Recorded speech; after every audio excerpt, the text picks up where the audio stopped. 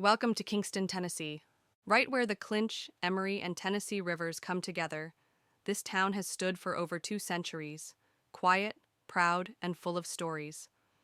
Let me take you on a journey through war and peace, progress and hardship, pride and resilience. This is the true story of Kingston, Tennessee, from 1776 to today. Long before any settlers arrived, these lands belonged to the Cherokee.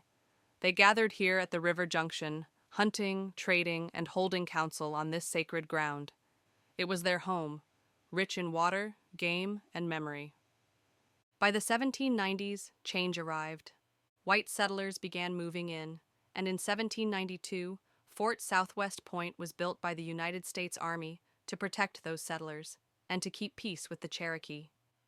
It was one of the westernmost U.S. military outposts at the time.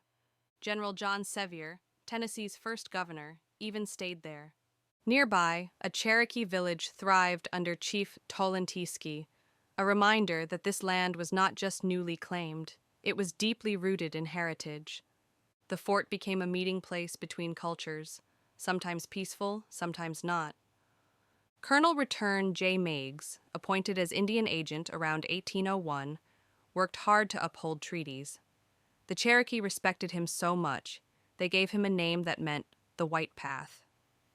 Because unlike many others, he kept his promises.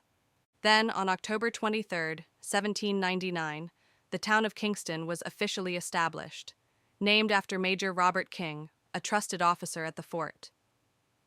People here dreamed big. And in 1807, those dreams took a wild turn.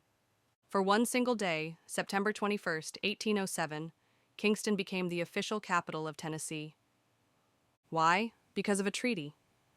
The state had promised the Cherokee that if they gave up land in East Tennessee, the new capital would be Kingston. So, the legislature met here, for one day, and the next morning packed up and went right back to Knoxville. Technically, the promise was kept, but the spirit of it? Not so much. Kingston would forever be known as the capital for a day. In the decades that followed, Kingston became a steamboat hub. The rivers were alive with paddle wheelers, merchants, and ferrymen. But then came the Civil War. Though Tennessee joined the Confederacy, East Tennessee, including Kingston, was mostly loyal to the Union.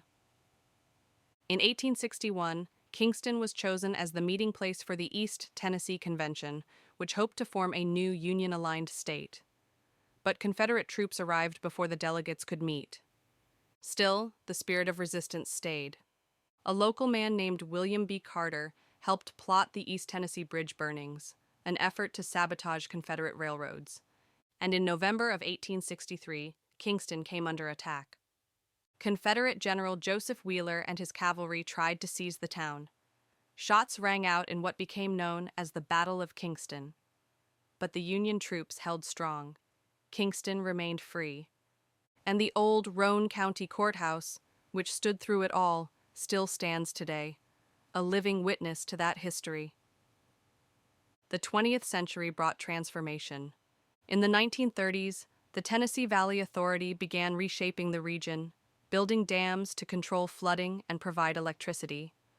In 1942, Watts Bar Dam was completed just downstream, flooding the valleys and creating the scenic Watts Bar Lake. Our working riverfront became a lakeside paradise. Then in 1955, the Kingston Fossil Plant was built, the largest coal-burning power plant in the world at the time. Those towering smokestacks became part of our skyline. They symbolized power, jobs, and progress for East Tennessee. But with progress came challenges.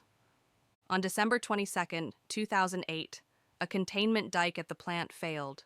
Over 1 billion gallons of coal ash slurry spilled into the Emory and Clinch rivers, flooding homes, fields, and waterways. It was one of the worst environmental disasters in U.S. history, right here. But Kingston didn't give up. Cleanup began immediately. Volunteers and workers came together. The rivers slowly healed.